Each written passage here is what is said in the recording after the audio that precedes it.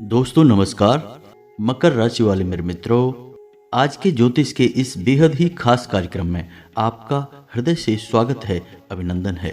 दोस्तों, नवरात्रि के इस पावन पर्व में आपके जीवन में होने वाली हैं 3 बहुत ही महत्वपूर्ण घटनाएं। जी हाँ दोस्तों, इन 3 घटनाओं का प्रभाव आपके जीवन पर इतना गहरा होने वाला है कि आपका संपूर्ण जीवन ही बदल जाएगा। साथ ही साथ माता लक्ष्मी भी आपके घर में प्रवेश करना चाहती हैं और आपकी धन संपत्ति को लेकर, रुपए पैसे को लेकर जो भी समस्याएं जीवन में चल रही हैं, वे समस्याएं पूर्ण रूप से समाप्त होने जा रही हैं। तो कौन सी हैं ये 3 महत्वपूर्ण घटनाएं और किस रास्ते से माता लक्ष्मी आपके घर में प्रवेश करेंगी, इन सब बातों के बारे में आज के इस वीडियो में हम आपको बताने जा रहे हैं।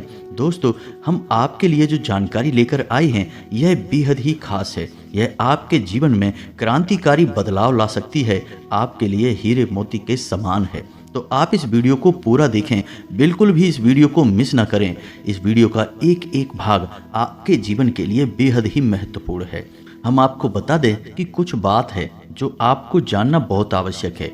आप उससे पूरी तरह से अनजान हैं, क्योंकि आपकी राशि के जातकों के अंदर एक विशेष गुण यह पाया जाता है कि आप लोग दूसरों को खुश करने की भावना में और निस्वार्थ भाव से कार्य करने की भावना में इतने खोए रहते हैं कि आप अपने जीवन के बारे में ठीक तरह से विचार नहीं कर पाते हैं, मंथन नहीं कर पाते हैं। तो इस वजह से आप उन बातों से चूक जाते हैं जो कि बहुत ही महत्वपूर्ण हैं और आपके जीवन को बदलने के लिए आवश्यक हैं। तो आज के इस वीडियो में हम आपको वह महत्वपूर्ण बात भी बताने जा रहे हैं, उसे आपको जानना बहुत आवश्यक है। अन्यथा सब कुछ प्राप्त करने के बाद भी आपका जीवन खोखला ही रहेगा और खालीपन आपके जीवन में हमेशा बना ही रहेगा। हम आपके लिए दिन रात एक करते हैं, बहुत मेहनत करते हैं और आपके लिए जो सर्वोत्तम ज्ञान है, सबसे ज़्यादा महत्वपूर्ण जानकारी है, वह लेकर आते हैं। बदले में आपसे बस इतना चाहते हैं कि आप हमारे वीडियो को पूरा देखा करिए।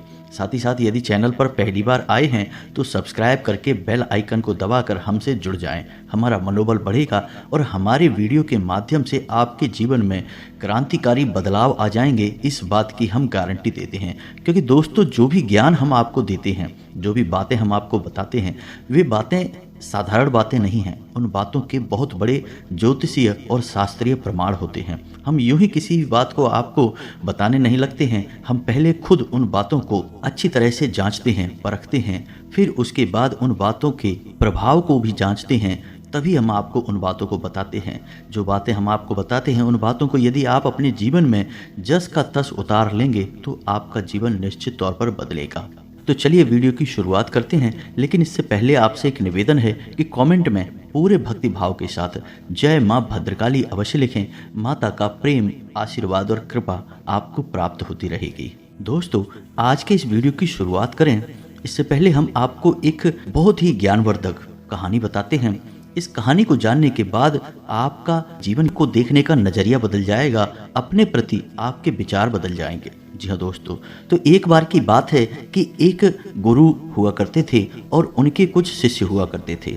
तो शिष्य की शिक्षा समाप्त हो चुकी थी, तो गुरु ने कहा कि अब तुम्हारी शिक्षा समाप्त हो चुकी है, तो संपूर्ण शिष्यों को अब आश्रम से विदा होना होगा। लेकिन इससे पहले हम आपकी एक आखिरी परीक्षा लेना चाहते हैं।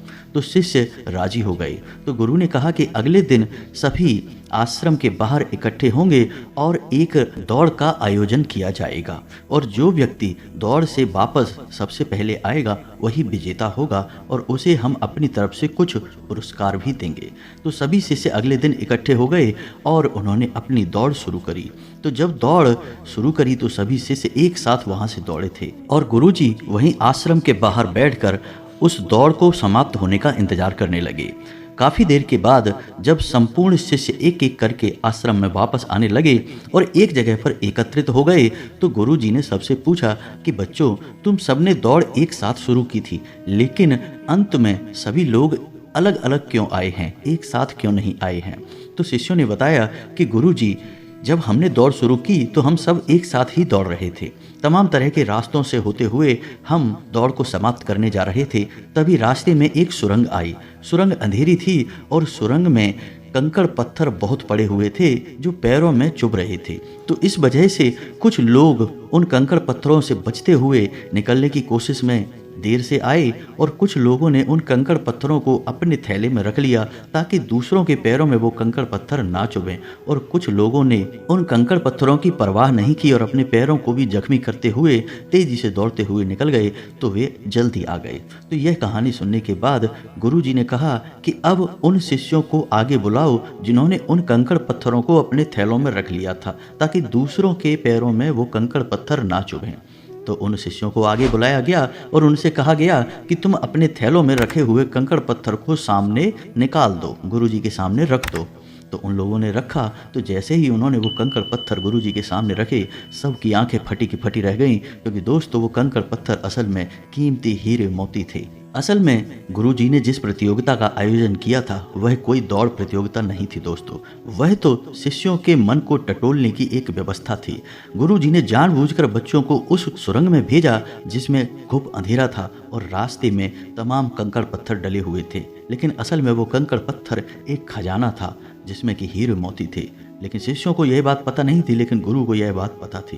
तो जिन बच्चों के मन में निस्वार्थ भाव से सेवा करने का भाव था, उन्होंने उन कंकड़ पत्थरों को अपने थैलों में रखा ताकि किसी और के पैर जख्मी ना हो जाएं। और जिन्होंने दूसरों की परवाह नहीं की, वे दौड़कर उस सुरंग से बाहर निकल गए, लेकिन उनके हाथ में भी कुछ नहीं आया। लेकिन जिन्होंने निस्वार्थ भाव से सेवा की, असल में उनके हाथ में हीरे मोती आए। तो इस कहानी से दोस्तों हमें यह सीख मिलती है कि जो लोग दूसरों की सेवा करने में, दूसरों को खुश करने में, निस्वार्थ भाव से मदद करने में विश्वास रखते हैं, भगवान उनकी झोली में हीरे मोती भर देते हैं। अब हो सकता है कि जीवन की दौड़ में ऐसे लोग थोड़ा पीछे रह जाएं, परेशान दिखाई दें, लेकिन असल में उनके कर्म के हीरे मोती उनके थैले में भरे हुए हैं जो उन्होंने स्वयं ही इकट्ठे किए हुए हैं। तो ऐसे लोग भगवान के बहुत अधिक प्रिय होते हैं, जैसे कि वो शिष्य गुरु जी के बहुत अधिक प्रिय बन गए थे। तो यह जो कहानी हमने सुनाई आपको, यह असल में आपकी अपनी कहानी है, क्योंकि आपका भी स्वभाव तो यही है। आप भी तो सबको खुश करने में लगे रहते हैं। आप चाहते हैं कि आपके आसपास जो भी लोग हैं वे हमेशा प्रसन्न रहें, खुश रहें। इसके लिए आप बहुत मेहनत करते हैं। आप अपनी इच्छाओं को मार लेते हैं, लेकिन दूसरों की इच्छाओं को पूरा करने के लिए भरसक प्रयास करते हैं। असल में देखा जाए तो आप निस्वार्थ भाव से अपने रिश्तों को निभाते हैं, फिर बदले में चाहे आपको भले ही कोई सम्मान दे या ना दे, प्रेम मिले या ना मिले, इससे आपको ज़्यादा फर्क नहीं पड़ता है। आपके चेहरे पर एक मुस्कुराहट रहती है और आप लगातार मेहनत करते रहते हैं, प्रयास करते रहते हैं।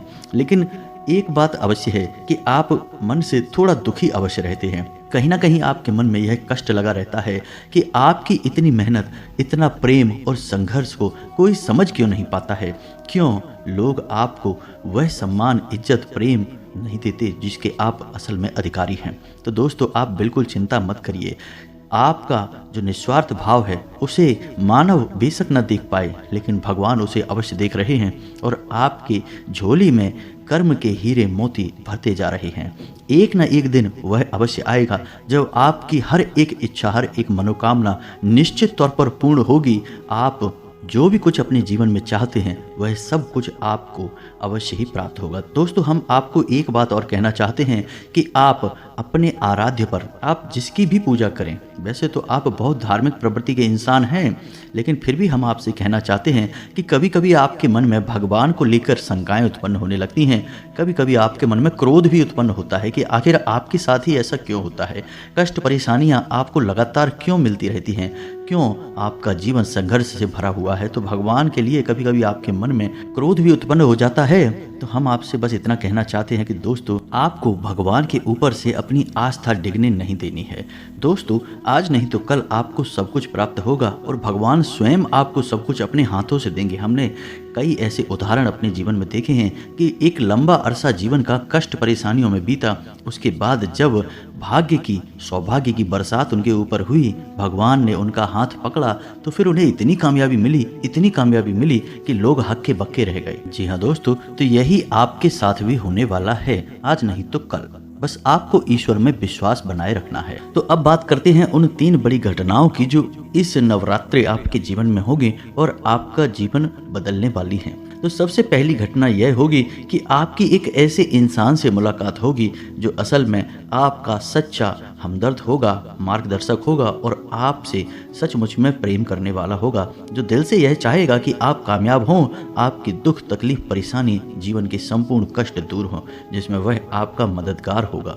जी हाँ दोस्तों, यह इंसान आप मान सकते हैं कि भगवान का भेजा हुआ दूत है या फिर एक माध्यम है जो भगवान ने आपके लिए चुना है। दोस्तों याद रखें कि जब कोई भक्त सच्चे मन से भगवान की पूजा आराधना करता है, हृदय से भी शुद्ध और पवित्र होता है, तो भगवान उसकी मदद करना चाहते हैं। लेकिन कभी भगवान साक्षात किसी के सामने प्रकट नहीं होते हैं, क्योंकि यह मानव की क्षमता से बाहर है कि वह भगवान के दर्शन इस शरीर से कर सके। तो इस वजह से भगवान किसी न किसी को माध्यम बनाकर इंसान की मदद करने के लिए भेजते हैं। तो बस आपके साथ भी अब यही होने वाला है कि इस नवरात्रि में आपके साथ एक ऐसे व्यक्ति की मुलाकात होगी जो आपका सच्चा हमदर्द होगा, आपका मार्गदर्शक होगा और आपको बहुत मदद करेगा। जी हाँ दोस्तों, अब बात करते हैं दूसरी घटना के बारे में। दूसरी घटना यह है दोस्तों कि आपका कोई एक विवाद है जो लंबे समय से उलझा हुआ है, या फिर कोई कर्जा वगैरह है जो आपको मानसिक पीड़ा दे रहा है। तो अब यदि आपका कोई विवाद है तो वह सुलझने लगेगा, उसमें गति आ जाएगी। और यदि आपके ऊपर किसी प्रकार का कोई कर्जा वगैरह है तो आपको उस कर्जे को चुकाने के माध्यम यानी रास्ते भी खुलने लगेंगे। कुल मिलाकर कहा जाए तो आपकी जो उलझन है, जो मानसिक पीड़ा है, वह काफ़ी हद तक कम हो जाएगी। अब तीसरी महत्वपूर्ण खबर दोस्तों, और वह यह है कि आपको आकस्मिक धन लाभ होगा। हम आपको बता दें कि माता लक्ष्मी स्वयं आपके घर में आना चाहती हैं, प्रवेश करना चाहती हैं। आपकी राशि में कुछ इस प्रकार का ग्रह योग बन रहा है कि आपके घर में स्वयं माता लक्ष्मी आना चाहती हैं, लेकिन इसके लिए थोड़े बहुत प्रयास आपको भी करने पड़ेंगे, क्योंकि जब भी कोई लक्ष्मी से जुड़ा हुआ योग बनता है, चाहे वह एक गज लक्ष्मी हो, धन लक्ष्मी हो, किसी भी प्रकार का योग बनता है, तो उस योग में जातक को सीधा सीधा लाभ तो प्राप्त होता है, लेकिन यदि जातक कुछ गलतियां कर जाए तो उसका लाभ बहुत अधिक प्राप्त नहीं हो पाता है, यानी कि रुकावट उत्पन्न हो जाती है।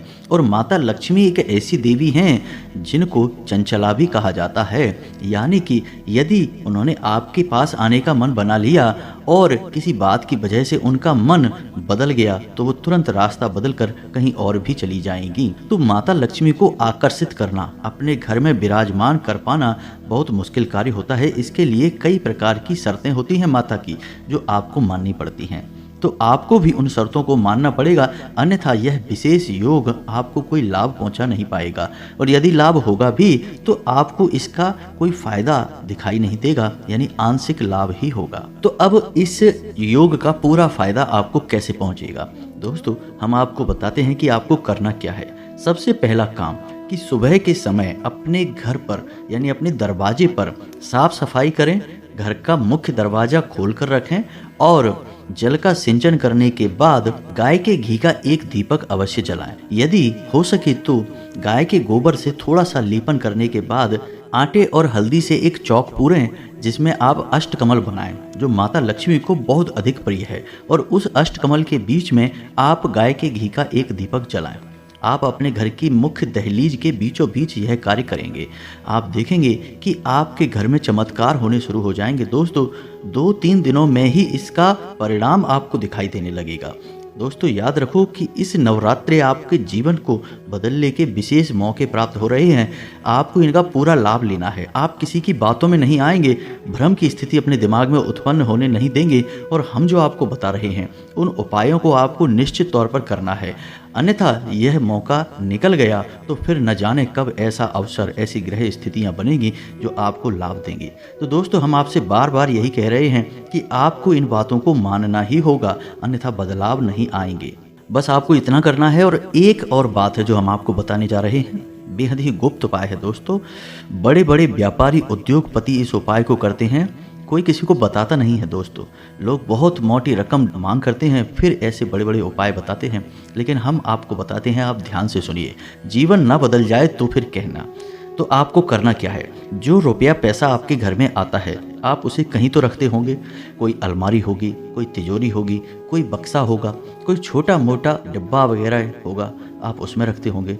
तो अब उसी के संबंधित यह उपाय है, ध्यान से सुनिए। हम एक धन की पोटली बनाएंगे। धन की पोटली क्या होती है? धन की पोटली एक ऐसी सामग्री होती है जो कि माता लक्ष्मी की जो ऊर्जा तरंगे हैं उन्हें बहुत ही शक्तिशाली तौर पर अपनी ओर आकर्षित करती हैं, या यूं कहें कि एक चुंबक के समान अपनी ओर खींच लेती हैं। माता लक्ष्मी यदि आपकी ओर ना भी आना चाह रही होगी तब भी वह उन्हें अपनी ओर आकर्षित कर लेगी, क्योंकि वह है ही माता लक्ष्मी के सबसे प्रिय चीज़ों का एक समावेश। तो अब ध्यान से सुनिए कि आपको करना क्या है। धन की पोटली बनाने के लिए सर्वप्रथम आपको एक लाल रंग का कपड़ा चाहिए। कपड़ा आप कोरा लेंगे, पहले से प्रयोग ना हुआ हो। एक लाल रंग का चौकोर कपड़ा लेंगे और उस कपड़े में आप जिस सामग्री को रखेंगे उसे आप ध्यान से सुनिए, हम आपको मात्रा भी बताते जाएंगे। सबसे पहले आप उस पोटली में 11 चावल के दाने रखेंगे। चावल के दाने हल्दी में डूबे हुए होने चाहिए। जब कोई चावल का दाना हल्दी में डूब जाता है तो वह अक्षत बन जाता है। अब इसमें आपको ध्यान यह रखना है कि एक भी चावल का दाना टूटा हुआ नहीं होना चाहिए, खंडित नहीं होना चाहिए। इसके बाद आप चांदी का एक चौकोर टुकड़ा रखेंगे। यदि आपके पास चांदी का चौकोर टुकड़ा नहीं है तो आप चांदी का सिक्का भी रख सकते हैं। फिर इसके बाद आप एक सुपारी रखेंगे। फिर इसके बाद आप इलायची का एक जोड़ा रखेंगे और इसके बाद आप 7 लक्ष्मी कौड़ियाँ रखेंगे और 7 कमल गट्टे रखेंगे। जी हाँ दोस्तों, यह आपकी धन की पोटली बन गई है। आप अब इसे लाल धागे से बांध लेंगे, पोटली नुमा ही आप इसे बांधेंगे और आप अपने घर के धन संग्रह वाले स्थान पर इसे गुप्त रूप से रख देंगे। इसे रखने के लिए शुक्रवार का दिन सर्वोत्तम होता है, लेकिन अभी नवरात्रि है तो इनमें आप किसी भी दिन इस प्रक्रिया को कर सकते हैं। याद रखें कि इस प्रक्रिया को आपको शाम के समय ही करना है, दिन में आप इसे ना करें। और इस प्रक्रिया के बारे में आप कभी भी किसी से किसी भी प्रकार की चर्चा नहीं करेंगे, यह बेहद ही गुप्त होगा। उपाय चाहे कोई भी हो, वह गुप्त जितना रहेगा उतना ही ज़्यादा फलित होगा। दोस्तों याद रखें, जोग जुगत और मंत्र उपाऊ, फले तबहि जब करे दुराऊ। यह एक देहाती कहावत है दोस्तों, लेकिन इस कहावत का मतलब यही है कि जो भी योग आपके जीवन में बन रहे हैं उनके बारे में कभी किसी से चर्चा ना करें। यानी कि आपको जो फ़ायदा हो रहा है कहीं से, उसके बारे में आप किसी से कोई चर्चा ना करें। और जुगत यानी कि आप कार्य करने की जो भी गतिविधि लगा रहे हैं, दिमाग लगा रहे हैं, उसके बारे में भी किसी को ना बताएं कि आपने क्या योजना बनाई है, इसके बारे में भी किसी को ना बताएं। और मंत्र यानी जो भी मंत्र आप जाप कर रहे हैं उसके बारे में भी किसी को ना बताएं। और उपाय यानी कि आप अपने जीवन को सुंदर बनाने के लिए किन उपायों को आजमा रहे हैं, इनको भी आप किसी को ना बताएं। इनका फल ही तब प्राप्त होता है जब इन्हें गुप्त रखा जाए, किसी से चर्चा ना की जाए। तो बस इन बातों का आप ध्यान रखें। हम फिर से आपसे एक बात और कहेंगे कि पूरे भाव के साथ आप इन कार्यों को करें, इन उपायों को आजमाएं और निश्चित ही आपके घर में सुख समृद्धि आ जाएगी, आपका जीवन बदल जाएगा। सबसे बड़ी बात कि आपको मानसिक शांति और आर्थिक शांति प्राप्त होगी, आपके कर्ज समाप्त हो जाएंगे। दोस्तों इस नवरात्रि आपका जीवन बदल जाएगा। नवरात्रि के बाद आपका जीवन पहले के समान नहीं रहेगा। बस शर्त एक ही है कि आपको अपने मन का भाव सुंदर रखना है और ईश्वर में गहरी आस्था बनाकर रखनी है और किसी भी प्रकार की नकारात्मक गतिविधि में शामिल नहीं होना है। जी हाँ दोस्तों, यदि आपकी राशि के जातक किसी भी प्रकार की नकारात्मक गतिविधि में शामिल होंगे, नकारात्मक लोगों के साथ उठेंगे बैठेंगे, आपकी तरक्की में बाधा आ जाएगी। जो लोग शराब पीते हैं, जो लोग जुआ वगैरह खेलते हैं या फिर किसी अन्य प्रकार की नकारात्मक गतिविधि में शामिल रहते हैं, उनका इस जीवन में तरक्की का रास्ता कभी नहीं खुलेगा। हम इस बात की गारंटी देते हैं। आपकी राशि के जातकों का विशेष यही एक दुर्गुण कह सकते हैं कि आपको सफलता ही तब प्राप्त होगी जब आप सकारात्मक होंगे, आध्यात्मिक होंगे। जी हाँ दोस्तों, बस हमें आपसे एक बात और कहनी है कि आप अपनी सेहत का भी थोड़ा ख्याल रखें, क्योंकि इस समय कुछ ऐसा आपकी स्थिति योग बन रहा है कि आपकी सेहत खराब हो सकती है। कमर और कमर से निचले हिस्से में आपको तकलीफें हो सकती हैं और पेट के इन्फेक्शन भी आपको परेशान कर सकते हैं। हाजमे से जुड़ी हुई समस्याएं भी आपको हो सकती हैं। योग, प्राणायाम और आध्यात्म आप अपने जीवन में शामिल करें। सुबह के वक्त जब आप सोकर जागें तो थोड़ी देर योग और प्राणायाम अवश्य करें। दोस्तों यह आपको आध्यात्मिक भी बनाएगा, मानसिक शुद्धता भी देगा और आपकी तरक्की में एक सीढ़ी की तरह कार्य करेगा। यकीन मानिए दोस्तों। तो इसी के साथ आज के इस वीडियो को विराम देते हैं। मन में यदि कोई भी प्रश्न उठता है तो आप कमेंट करके पूछें, हम आपको जवाब देने की पूरी कोशिश करेंगे। कमेंट में पूरे भक्ति भाव के साथ जय माँ भद्रकाली अवश्य लिखें, जय माँ लक्ष्मी अवश्य लिखें। माता का सीधा प्रेम और आशीर्वाद आपको प्राप्त होगा, जीवन आपका सुख और समृद्धि से भर जाएगा। मिलते हैं अगले ज्ञानवर्धक वीडियो में, तब तक के लिए धन्यवाद। जय माता की।